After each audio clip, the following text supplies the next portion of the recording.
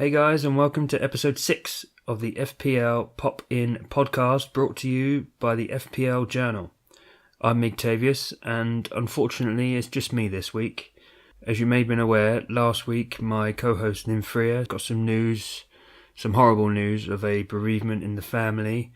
As a result, there wasn't an episode last week, as quite rightly Nim is taking some time away from doing her FPL content to be with her family, because let's be honest, there are things that are far more important than this online game that we play.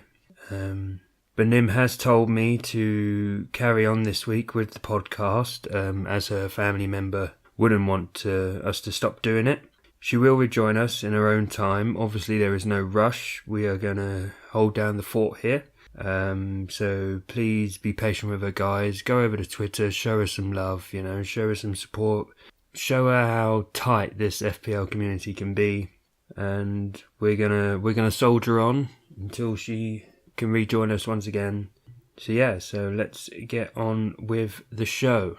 As we do each week, we'll start off by looking back at the past game week 7, have a look at some of those fixtures. Obviously there was a couple of 4-0 wins again. I'm not sure about you guys, but that seems to be there seems to be a lot more 4-0s this season than there has in past seasons. I don't know if there's stats about that sort of thing, but I'm pretty sure there seems to be a lot more frequent. Since there's only been 7 game weeks, and there must have been more than 7 4-0 wins by now, especially from Man United. I mean, another 4-0 win for them. I'm going to brush over who they played against because I don't want to talk about Palace again this week. They need to start getting a t-shirt. They need to start branding these 4-0 wins, because they're becoming a habit and they're becoming a cliche at the moment. They might as well be a catchphrase. Spurs joined them this week with a 4-0 win over Huddersfield, a team that's had a quite good, a remarkable defence so far this season, a lot more than people would have given them credit for at the start of the season, especially with such a poor defensive return last season in the Championship. But I mean, they were up against Harry Kane. The man is in ridiculous form this month, which I don't understand how he can go. One player can go from not being able to hit a barn door in August, and now this month he's just scoring for toffee, scoring willy-nilly. Forget about Dr. Jekyll and Mr. Hyde. It's almost like Dr. Harry and Mr. Kane. I mean, I don't understand.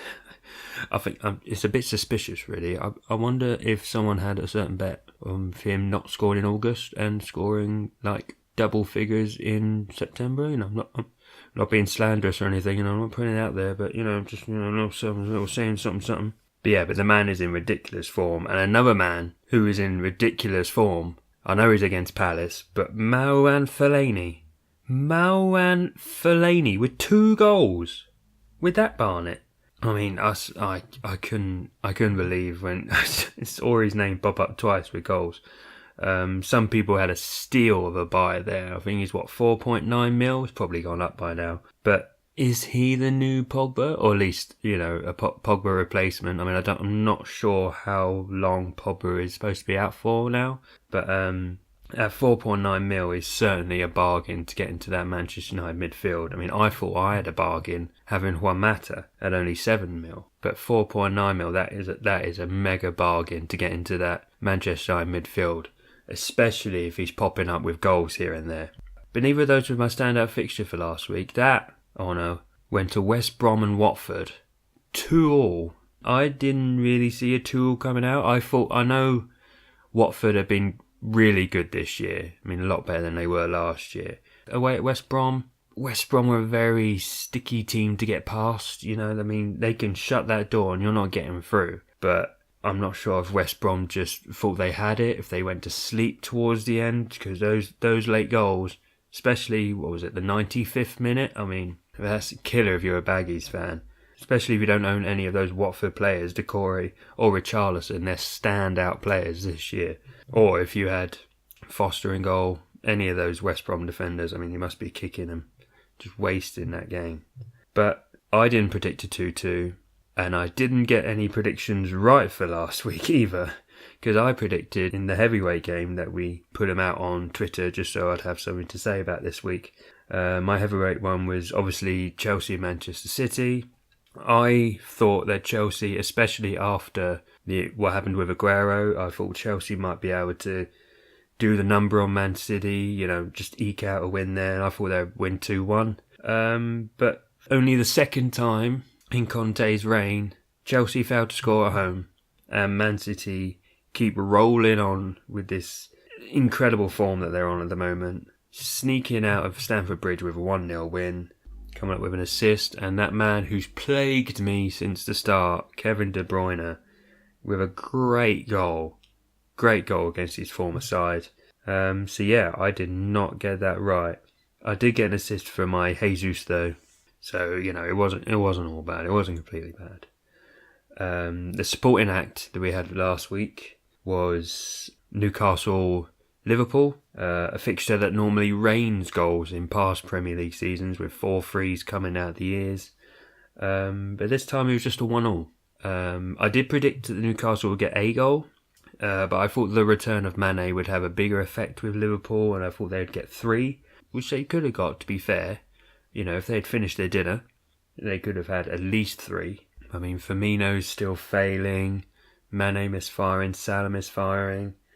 Coutinho looks like he's back in form. He's almost like he's talking to Barcelona with every game. Just like, don't forget about me, come back in January. I'll be here.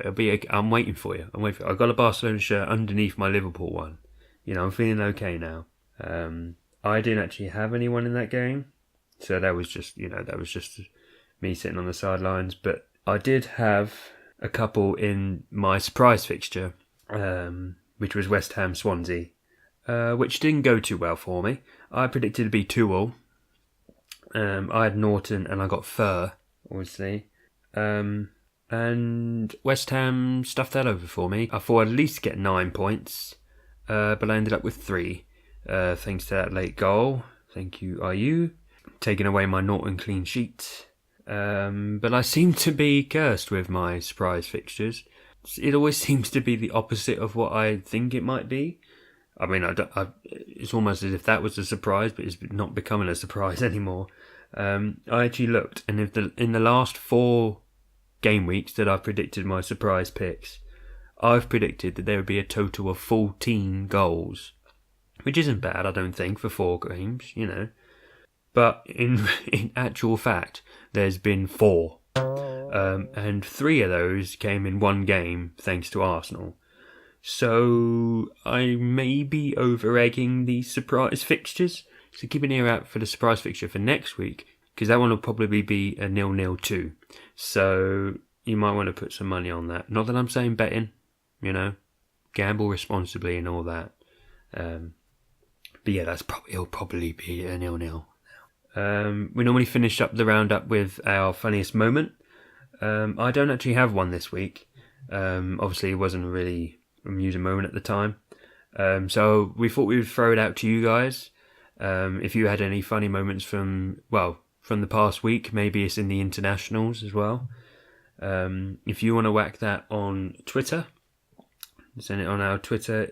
Use the hashtag, right? Hashtag funnypop. FUNNYPOP. Hashtag funnypop, and let us know what were your funniest moments of game week 7, or maybe the internationals leading up to this. It certainly wasn't anything in that England game. I mean, well, I don't know what that was at. I mean, I might have had a funny dream while I was watching it. I mean, I don't know. But what was more exciting than the England game was our points that we got this week. I got a nice round 50. I seem to be keeping around that sort of consistent 50 mark. Well, I've got 50, 46, 58, 54, 59, peaked a couple of weeks ago at 76, and then 50 this week. So it's sort of keeping around that sort of 50 mark, which I'm not, I'm not against it. I haven't had any truly bad weeks, but, I'm just trying to find that next level where I'm up into the 60s and the 70s consistently, so I can start moving up those overall ranks a bit more. It does knock me up to 389 points, which sees me just outside the top 800k. So hopefully I can start chipping away that, maybe getting towards the top 100k. Nim actually has bragging rights over me this week. She got 10 more than me with 60, which knocks her up to 361. That also knocks her into the top 200 mil. So just that, 28 points difference can see you over 1 million players difference. It's crazy how important the odd point here and there really is. She captained Kane. She did so actually because the family member that they lost was a big Spurs fan. So she captained because she was divvying over who to captain, because obviously she has Lukaku as well, who's against Palace. But she went with Kane because of in the memory of her family member, and he done the goods for her. To be fair, 2 goals and a big 26 points for her. Lukaku wasn't far behind. He also got her a few points. De Gea, Daniels, and Choupo-Moting also pitching in with some points. So yeah, so that was a good week for her. She can have the bragging rights until next week. But she doesn't own the star man for this week, for me anyway, which is Juan Mata. If you're new to the podcast and you don't know, we have a series of categories. We have our star man, which is pretty self-explanatory. The star man for the week, normally the one with the most points, or he could be the one that on that Sunday night or the Monday night grabs that late goal that just tips you over a head-to-head that you're against, or moves you above someone in your mini league. That's someone who just like, bang, thank you very much.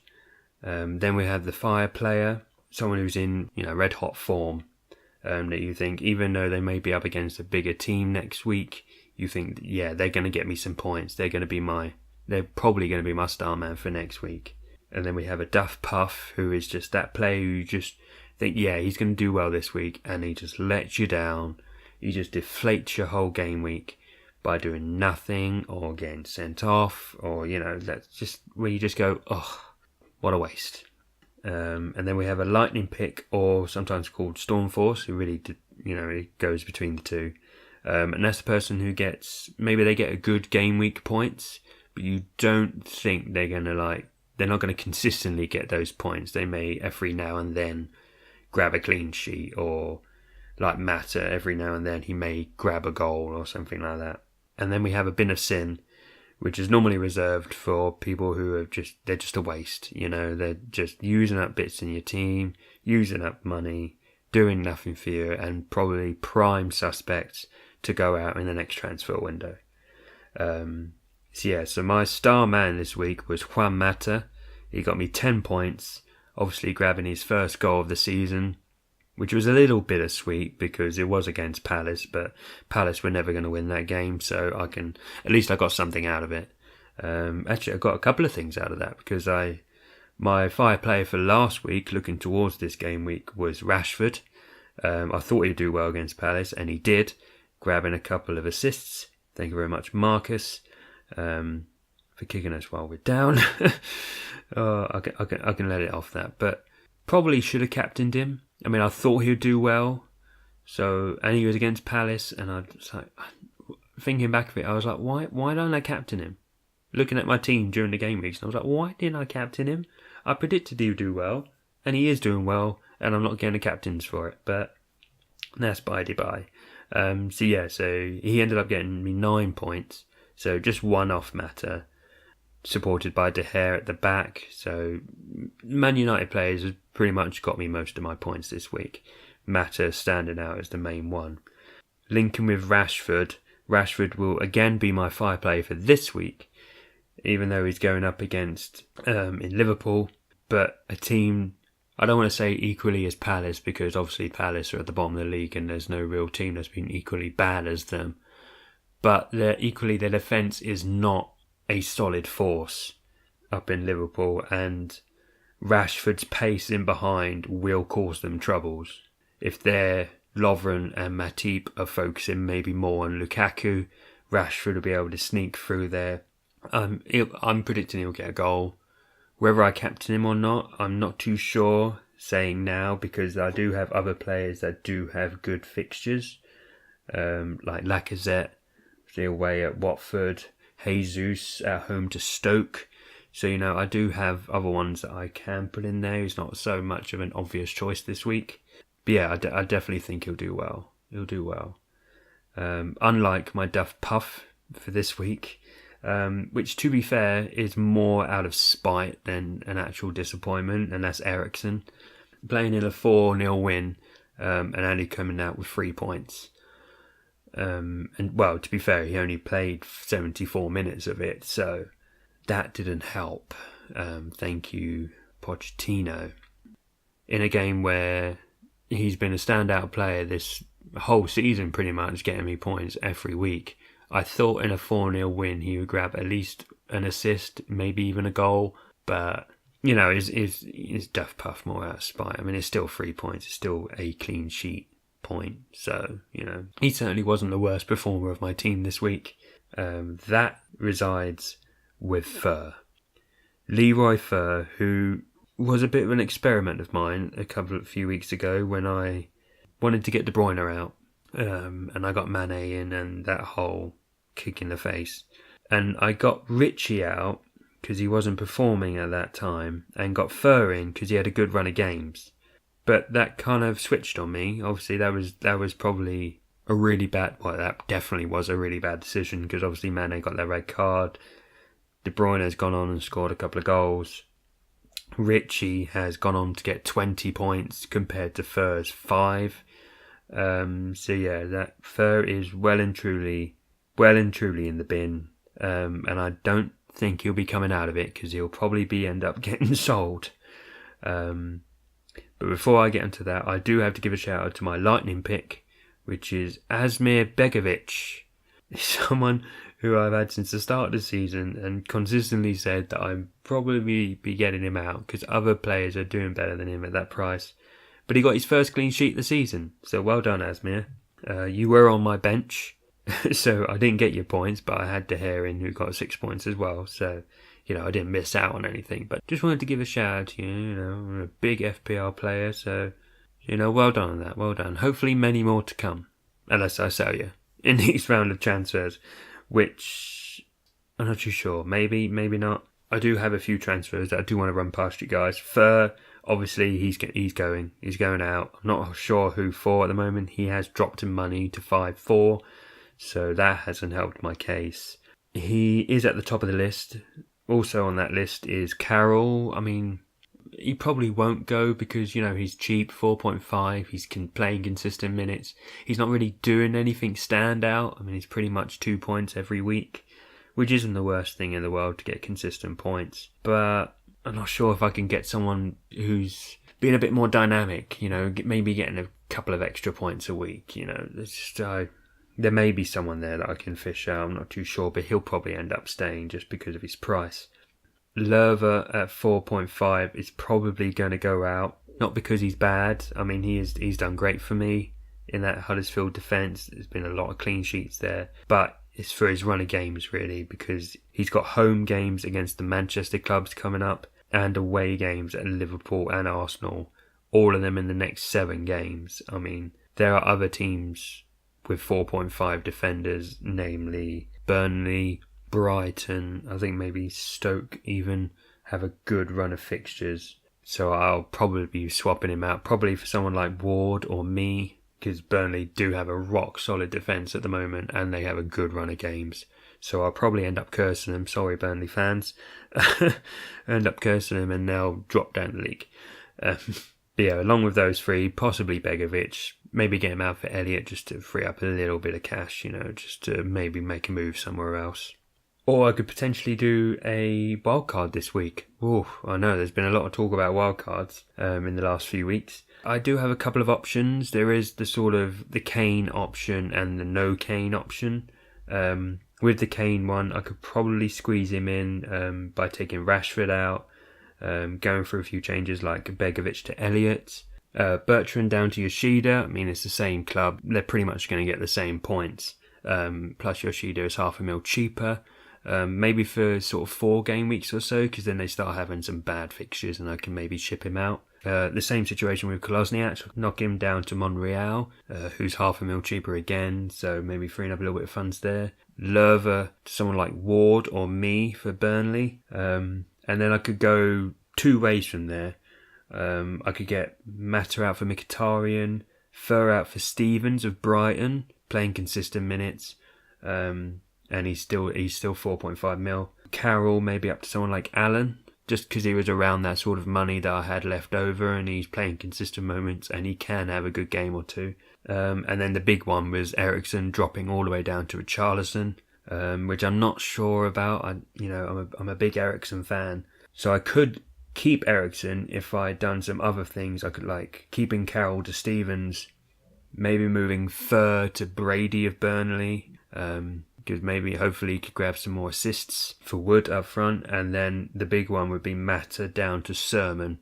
Someone around Sermon's price. Bournemouth have not a bad run of games coming up. I could go the no Kane route, and I could do things like Begovic to Elliott, obviously, Bertrand to Yoshida, Lerver to Ward, Mata to Mkhitaryan, Fur to Stevens, like the other ones were. But I could then go, Dunk to Leicester's Simpson, who is 4.5 mil, but he does have a good run of games coming up. And then Norton I could move up to Stones, so to have that defence covered. They would leave me with quite a spine of Man City and Man United players, because obviously their team's in form.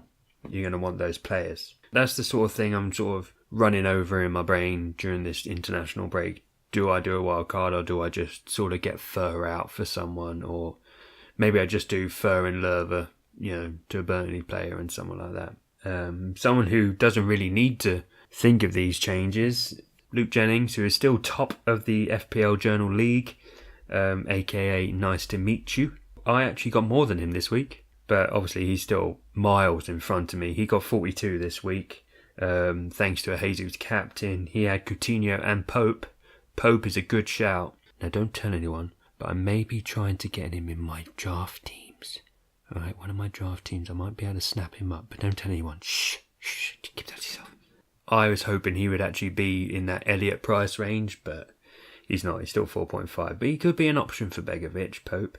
But he does have Morata, so he may have to do something with Morata, depending on if he comes back or not, which he probably will, because he's against Palace. I mean, let's be honest, he's going to come back against Palace and he's going to score, just to rile me up. But Luke has moved on to 486 points, which leaves him 34 points clear of second place, and a lot of points ahead of me in 46th place, and Nim just outside the top 100, 101st in the league. She's going to sneak in there. We're etching away at that. Maybe by Christmas we might be sort of top 30. But hopefully that'll all be better next week. And let's have a look at some of the standout fixtures in game week 8. Obviously there's only one place to start, and that's the game week heavyweight game, Saturday lunchtime, Liverpool versus Manchester United, the old Northwest rivalry stirring back up. This game is always a heated one. I mean, we all remember Gerrard coming on, literally a minute later he's sent off. But Liverpool haven't actually beaten United in their last 6 Premier League games, dating all the way back to the spring of 2014, when Chomper himself, Luis Suarez, grabbed a goal and Stevie G came up with a couple of penalties. Now I think I had Stevie G at that time. Yeah, I'm pretty sure I had Stevie G at that time. I seem to remember being quite happy about that. Yeah, I think I did. Well done, Stevie G. I take back anything I said about you getting a red card. They actually, in fact, done the double over United that season. Sturridge scoring in the autumn before that. They're actually the only 2 games that they've beaten Manchester United in the league in their past 12 games. So the past 6 seasons, they've only managed to get those 2 wins. And last season, maybe on a bit of an upturn for Liverpool, they managed to get a 0-0 draw and a 1-1 draw last season. So maybe they're an upturn of this rivalry. On current form, I can't see that upturn staying. Because obviously, as I was saying earlier with Rashford, Liverpool don't have the best defence.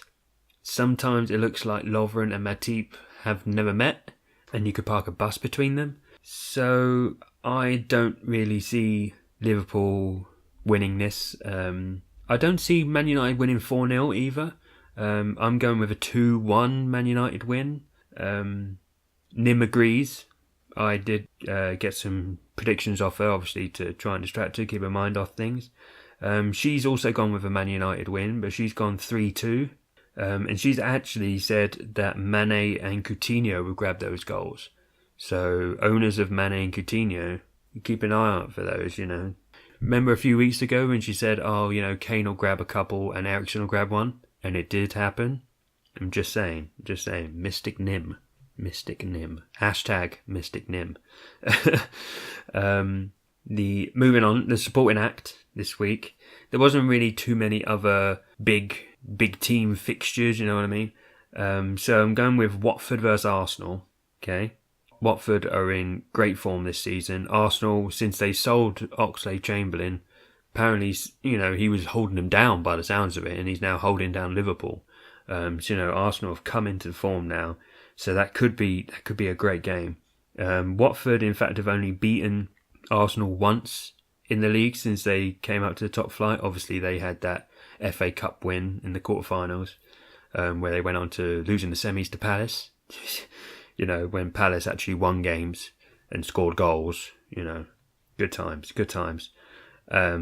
Which, in fact, for Watford was the last league fixture between the two in January. Goals from Kabul and Troy Deeney proving too much for Arsenal, who only managed to grab one through Iwobi, who obviously scored last week, so maybe, could be good for Iwobi. But it doesn't make good reading for Hornets fans, the other ones. The other games finished 3-1, 4-0 and 3-0. So, it's probably more weighted towards an Arsenal win, but who knows? Watford may be able to pull it out. I don't think so. I think it's going to be an Arsenal. I've gone 3-1 Arsenal. Nim a little bit less optimistic for her on her side. She's gone with a Desmond Tutu, another Desmond Tutu. So she thinks, it's going to be a tricky fixture for Arsenal, which it will be, but I think they may come over it. But she's going for a 2-2. And my surprise fixture, so I was saying earlier, this is probably going to be a 0-0, is Spurs versus Bournemouth at Wembley. Now, if this is a 0-0 draw, this will be a huge surprise, because Bournemouth have only managed to score one goal against Spurs in the league since their promotion a couple of seasons ago, and that was through Newcastle's Matt Ritchie, and that was in fact in the very first game, which they then end up losing 5-1. So this game has definitely been heavily sided towards Spurs, scoring 12 goals in those 4 games, half of which have been from Kane, scoring 6 goals in those 4 games, and one of those games, in fact, was a 0-0. So really, it's technically 12 goals in 3 games, with Harry pitching up with 6. So it looks like it'd be more of another heavy Spurs win.